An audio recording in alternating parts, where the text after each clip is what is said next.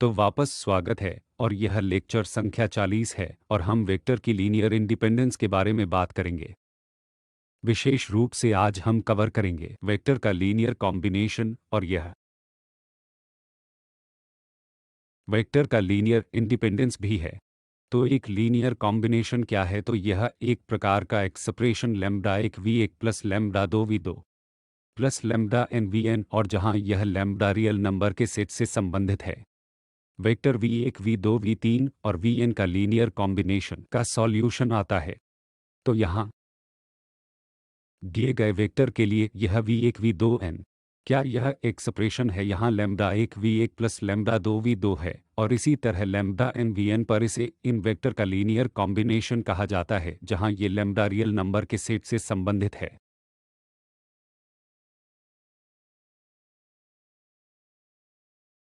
और यहाँ सिर्फ एक छोटा रिमार्क है, इसलिए वी आर ओवर एक वेक्टर स्पेस से संबंधित है जो कि वी एक वेक्टर स्पेस है और वी छोटा वी इसी का एक इवेंट है। वेक्टर स्पेस वी यह वी में v1 v2 v3 vn का एक लीनियर कॉम्बिनेशन है, इसलिए ये सभी वी में वेक्टर हैं और हम कहते हैं कि यह we v1 v2 v3 vn का एक लीनियर कॉम्बिनेशन है। यदि scalars lambda 1 lambda 2 lambda 3 lambda n exist हैं और वे r से संबंधित हैं क्योंकि वी स्केलर के रूप में हैं, जैसे कि हम v के यहाँ दिए गए v को दूसरों के लीनियर कॉम्बिनेशन के रूप में लिख सकते हैं, तब हम कहते हैं कि यह v vector v1 v2 v3 vn का एक लीनियर कॉम्बिनेशन है। यदि हम इस v को लिख सकते हैं lambda 1 v1 plus lambda 2 v2 plus lambda n vn, तो हम इस वेक्टर को v कहते हैं, जो है फिर से यह वेक्टर एक जनरल टर्म है जिसके बारे में हम वेक्टर स्पेस से बात कर रहे हैं। वे मैट्रिसेस हो सकते हैं, वे पॉलिनॉमियल हो सकते हैं, वगैरह वगैरह। तो यहाँ अगर यह दिया गया भी यहाँ हम इन अन्य वेक्टर के लीनियर कॉम्बिनेशन के रूप में लिख सकते हैं, तो हम कहते हैं कि यह vector v1 v2 v3 vn का एक लीनियर कॉम्बिनेशन है।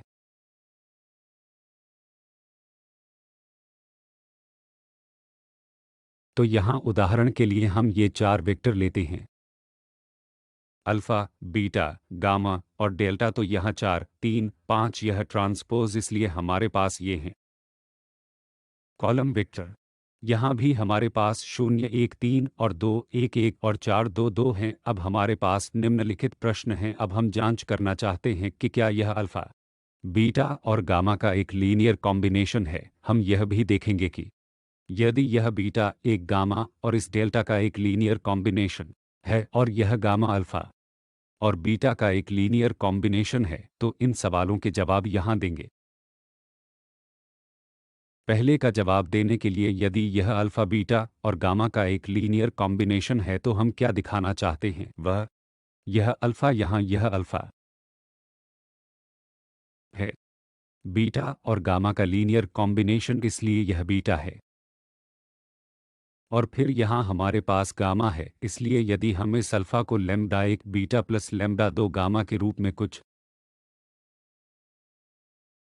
लैम्ब्डा के लिए लिख सकते हैं, तो हम हाँ कहेंगे यह अल्फ़ा बीटा और गामा का एक लीनियर कॉम्बिनेशन है। तो अब ऐसा करने के लिए हम जांच करेंगे कि यह संभव है या नहीं, और अंत में हम आमतौर पर इन सभी सवालों के जवाब देने के लिए सिस्टम ऑफ लीनियर इक्वेशंस के साथ समाप्त होते हैं और हमें सिस्टम ऑफ लीनियर इक्वेशंस को सॉल्यूशन करना होगा, जो हम ऐसे लिख सकते हैं।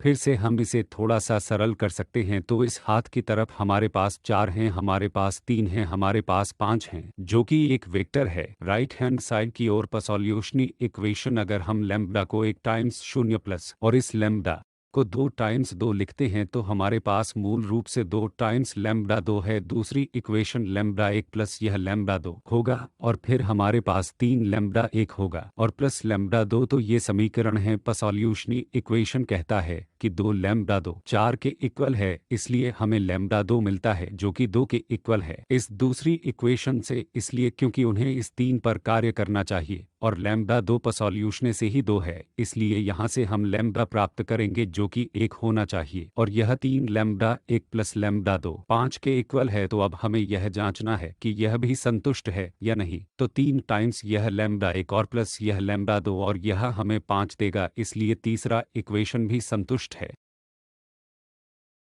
तो इस लैम्ब्डा के लिए 1 इक्वल 1 है और लैम्ब्डा 2 के इक्वल 2 है। यह संबंध संतुष्ट है। इसका मतलब है कि हमारे पास यह अल्फा लैम्ब्डा के इक्वल है 1 तो बीटा है, और साथ ही यह लैम्ब्डा 2 2 गामा है। इसलिए हमारे पास अल्फा बीटा और गामा अल्फा के बीच यह संबंध बीटा प्लस गामा के 2 टाइम्स इक्वल है। तो स्वाभाविक रूप से यह अल्फा बीटा और गामा का एक लीनियर कॉम्बिनेशन है, जिसे हमने इस उदाहरण में देखा है। अब हम दूसरे की जांच करेंगे। वह अगर यह गामा और डेल्टा का बीटा लीनियर कॉम्बिनेशन है तो बीटा 0 क्या है? 1 3 यह वेक्टर बीटा है, और फिर लैम्ब्डा 1 टाइम्स 2 1 1 और लैम्ब्डा 2 टाइम्स 4 2 2। इसलिए हम जांचना चाहते हैं कि क्या ऐसे लैम्ब्डा एग्जिस्ट हैं ताकि हम इस बीटा को गामा और डेल्टा के लीनियर कॉम्बिनेशन के रूप में लिख सकें। और अब जांच करने के लिए यह यहाँ काफ़ी स्पष्ट है। अगर हम अभी फिर से इक्वेशन के टर्म्स में लिखते हैं तो पसोल्यूशनी इक्वेशन 2 लैम्ब्डा 1 प्लस है यह 4 टाइम्स यह लैम्ब्डा 2 0 के इक्वल है। दूसरी इक्वेशन लैम्ब्डा 1 है 2 लैम्ब्डा 2 1 के इक्वल होना चाहिए, और तीसरी equation lambda 1 plus 2 lambda 2 equal 3 है। तो यह इक्वेशन 2 और 3 वे हमें बताते हैं कि लैम्ब्डा 1 प्लस 2 लैम्ब्डा 2 1 के इक्वल है, और लैम्ब्डा 1 प्लस 2 लैम्ब्डा 2 3 के इक्वल है। अच्छा, यहाँ एक इनकंसिस्टेंट है क्योंकि लैम्ब्डा 1 प्लस 2 लैम्ब्डा 2 यह इक्वेशन बताता है कि इसे 1 होना चाहिए, लेकिन यह 3 होना चाहिए। इसलिए ऐसा लैम्ब्डा मिलना संभव नहीं है जो यहाँ इन दो इक्वेशन को संतुष्ट करते हैं। तो अब हम पसोल्यूशने वाले को भूल जाते हैं। तो यहाँ निश्चित रूप से हम ऐसे लैम्ब्डा नहीं खोज सकते जो इस रिलेशन को यहाँ संतुष्ट कर सकें कि बीटा इस लैम्ब्डा के इक्वल है 1 gamma plus lambda 2 gamma lambda 2 delta. इसलिए तो अब हमें क्या मिलता है? इसका मतलब है कि यह बीटा इन दोनों का लीनियर कॉम्बिनेशन नहीं है। यहाँ एलिमेंट्स गामा और डेल्टा, तो यह एक इनकंसिस्टेंट सिस्टम है और इसका सॉल्यूशन कोई नहीं है, और इसलिए बीटा गामा और डेल्टा का लीनियर कॉम्बिनेशन नहीं है। अब हम तीसरे पर आते हैं। गामा अल्फा और बीटा का एक लीनियर कॉम्बिनेशन है जिसे हमने अभी इस मामले में यहाँ देखा है।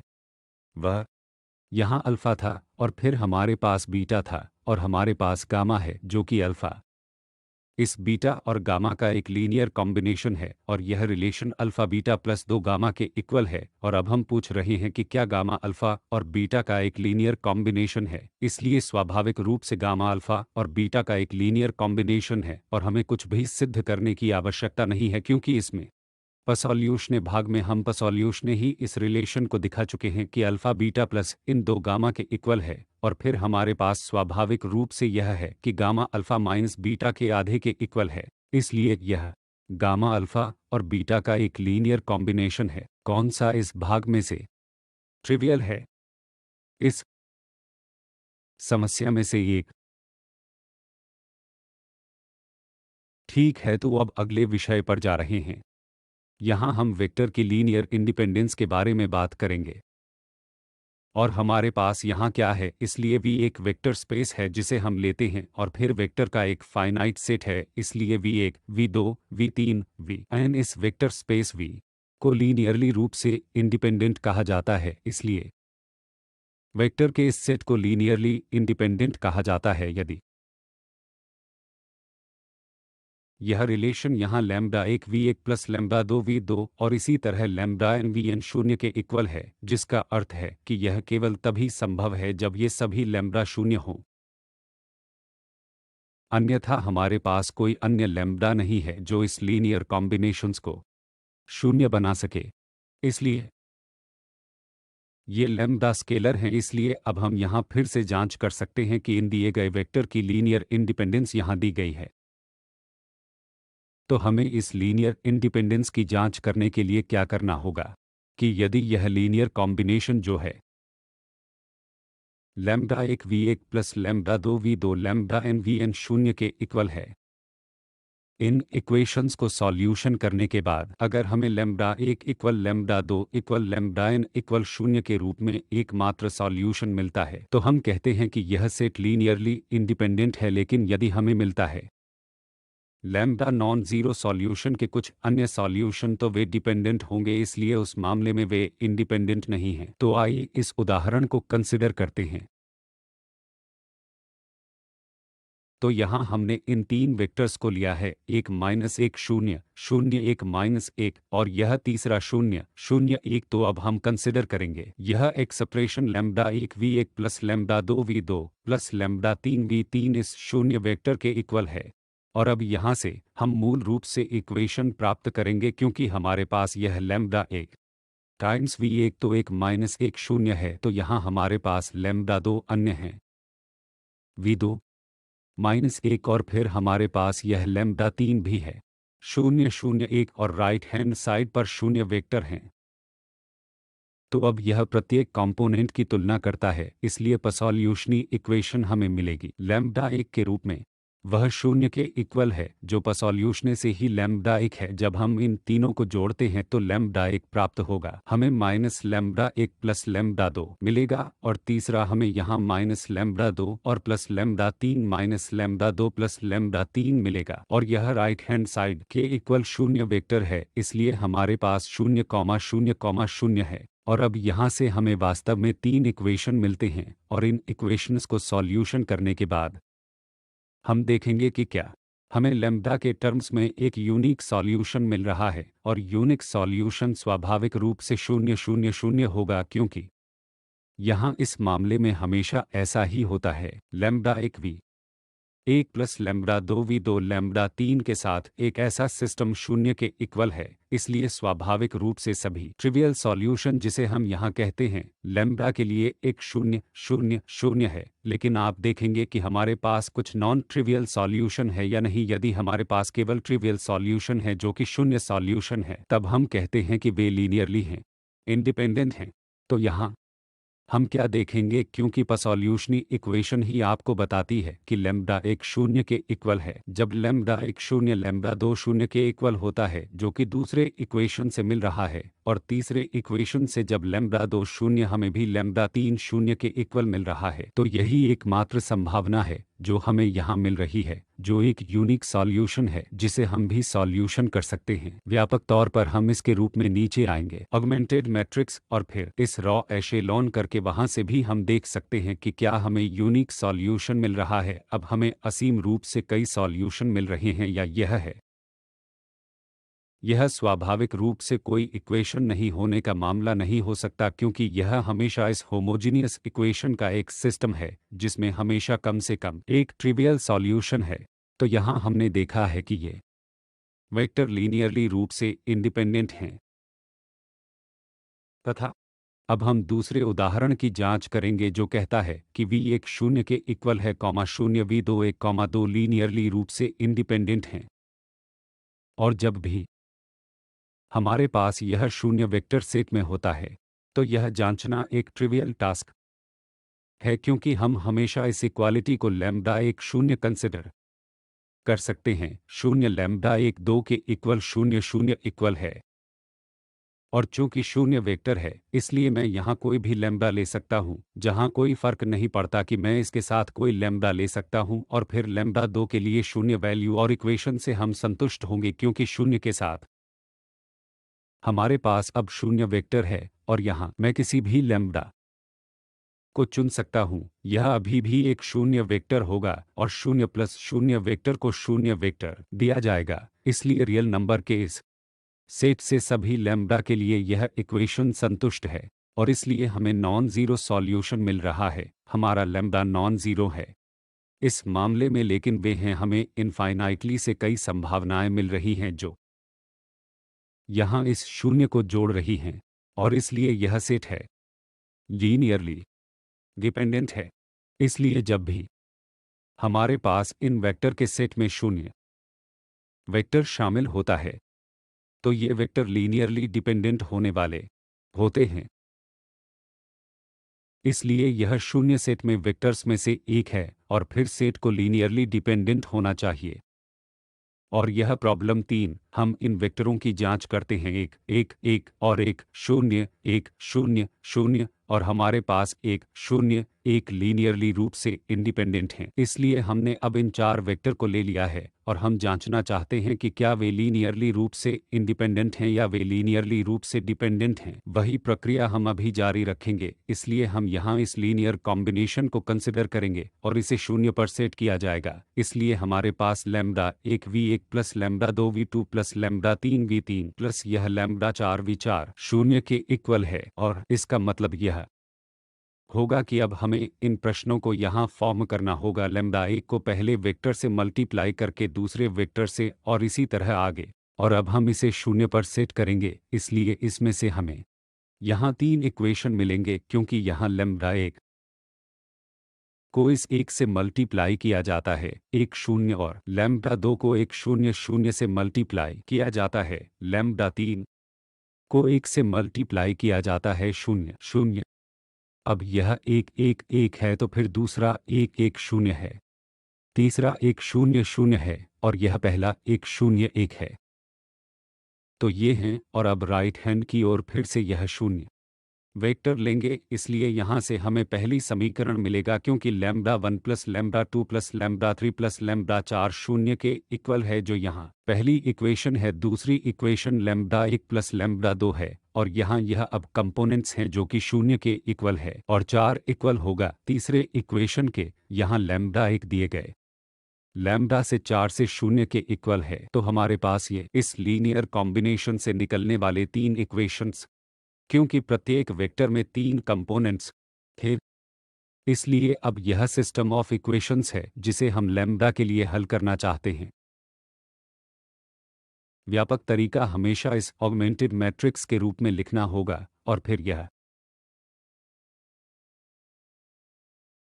एलिमिनेशन करना होगा या इस रॉ को एशेलॉन फॉर्म को रिड्यूस करना होगा और फिर वहां से स्थिति स्पष्ट होगी क्योंकि हमें यूनिक सॉल्यूशन मिल रहा है या हमें नॉन यूनिक सॉल्यूशन मिल रहा है। तो यहाँ सिस्टम ऑफ इक्वेशंस के लिए हमने यहाँ लिखा है यह ऑगमेंटेड मैट्रिक्स, इसलिए यह कोएफिशिएंट मैट्रिक्स यहाँ एक एक और एक दूसरा इक्वेशन से हमें एक एक और शून्य शून्य इस एक से मिलेगा और यह अंतिम कंपोनेंट बीच में हमारे पास शून्य होगा और राइट हैंड साइड पर शून्य वेक्टर जिसे हमने यहाँ शून्य वेक्टर रखा है। और फिर हम इसे एशेलॉन फॉर्म में कम कर सकते हैं, जो इस मामले में बहुत सरल है क्योंकि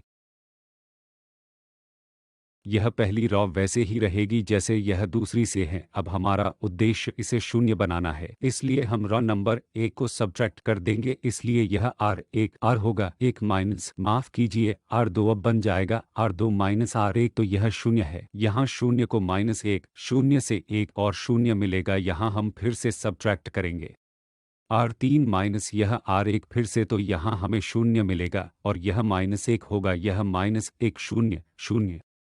इसलिए इस और अब हम रॉ नंबर 2 और 3 की इंटरचेंज कर सकते हैं और हम ठीक यही करेंगे एशेलॉन फॉर्म। इसलिए इस एशेलॉन फॉर्म के होने से अब रॉ रिड्यूस हो गई है। अब हम इस पर गौर कर सकते हैं कि हमें किस तरह का सॉल्यूशन मिल रहा है। इसलिए इसे देखते हुए यह पाइवोट है, यहाँ भी हमारे पास पाइवोट के रूप में दूसरा कॉलम है, तीसरे कॉलम में हमेशा पाइवोट है और चौथे कॉलम में पाइवोट नहीं है। यह पाइवोट नहीं हो सकता क्योंकि वहाँ है नॉन ज़ीरो क्वांटिटी इसके लेफ्ट साइड रखी है, तो यहाँ हम इसे यही कहते हैं। और यदि आपको हमारे पिछले लेक्चर्स से पहले से ही याद है तो यह लैम्ब्डा 4 के अनुरूप है और जिसे हम फ्री वेरिएबल्स कहते हैं। इस मामले में फ्री वेरिएबल केवल एक है और ये डिपेंडेंट वेरिएबल हैं लैम्ब्डा 1 लैम्ब्डा 2 लैम्ब्डा 3, इसलिए यहाँ सिस्टम में सॉल्यूशन में एक फ्री वेरिएबल है। हमें स्वाभाविक रूप से अब सॉल्यूशन की इनफाइनाइट संभावनाएं मिल रही हैं और एक बार जब हमारे पास सॉल्यूशन की इनफाइनाइट रूप से कई संभावनाएं होती हैं तो सिस्टम लीनियरली इंडिपेंडेंट नहीं हो सकता क्योंकि हमारे पास यूनिक सॉल्यूशन नहीं है जो लैम्ब्डा 1 है। इन सभी लैम्ब्डा को शून्य के इक्वल होना चाहिए। इसलिए इस मामले में अब हमारे पास इतने सारे सॉल्यूशन, इनफाइनाइट रूप से कई सॉल्यूशन हैं, क्योंकि लैम्ब्डा 4 एक फ्री वेरिएबल है और हम कुछ भी चुन सकते हैं जो हम चाहते हैं। इसलिए लैम्ब्डा 4 उदाहरण के लिए हमने ए के रूप में लिया है और फिर इस इक्वेशन से हम यह लैम्ब्डा 3 प्राप्त कर सकते हैं। दूसरी इक्वेशन लैम्ब्डा 2 से -1 के रूप में, और इस पहली इक्वेशन से हम लैम्ब्डा 1 को -1 के रूप में प्राप्त कर सकते हैं। तो हमें इस लैम्ब्डा 4 के इस विकल्प के लिए मिल रहे हैं। अन्य सभी लैम्ब्डा यहाँ लैम्ब्डा 3 -1 है, लैम्ब्डा 2 है 1 और लैम्ब्डा 1 -1 है। तो इसका मतलब है कि हमें यह रिलेशन यहाँ मिल रहा है। इसलिए स्वाभाविक रूप से वे डिपेंडेंट हैं, वे इंडिपेंडेंट नहीं हैं, और वे इस रिलेशन के साथ एक दूसरे पर डिपेंडेंट हैं। तो यहाँ वेक्टर का दिया गया सेट लीनियरली डिपेंडेंट है।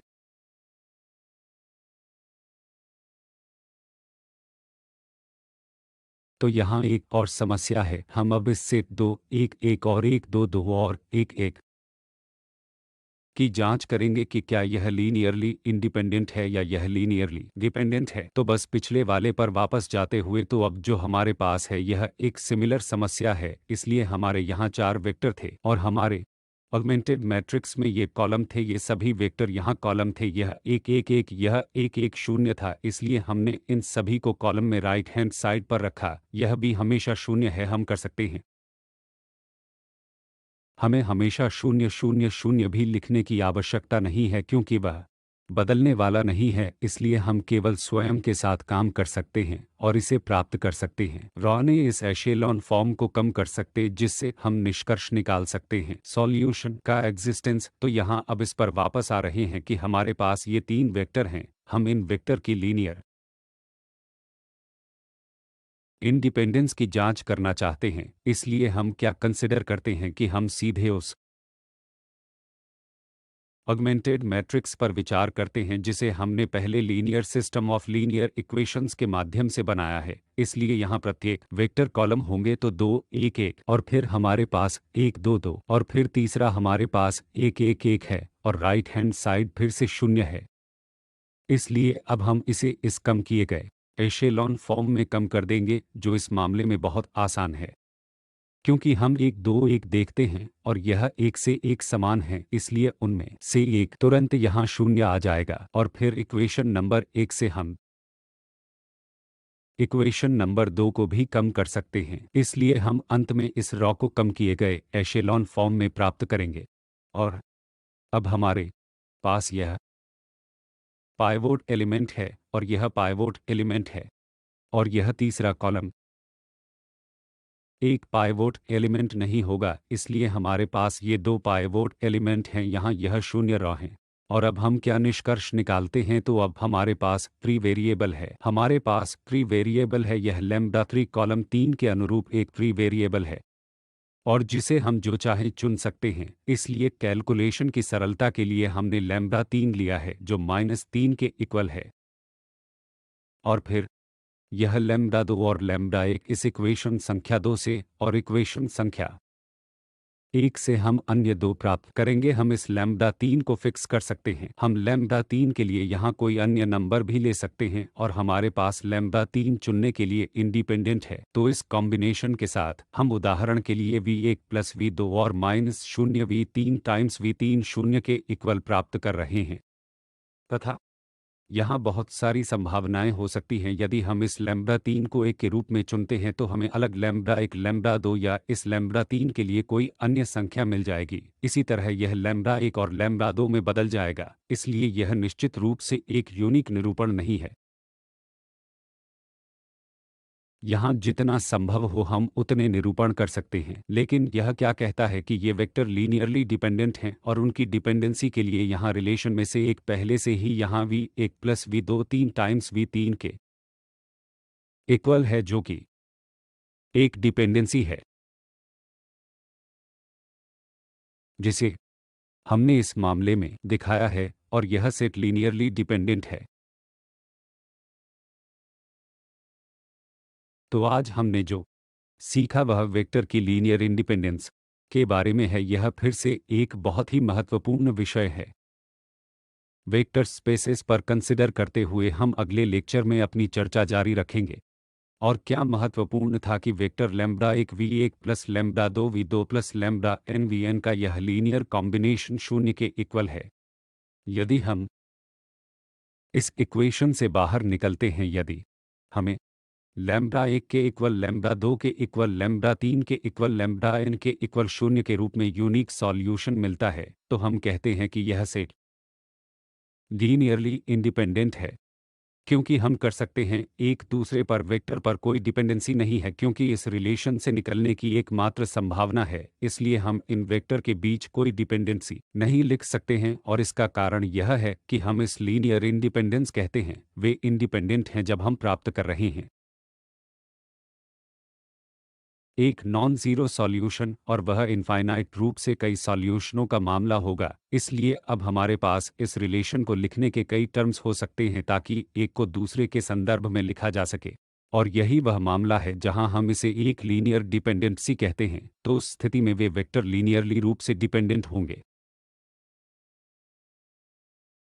तो ये वे संदर्भ हैं जिनका हमने इस लेक्चर में उपयोग किया है, और आपके ध्यान के लिए बहुत धन्यवाद।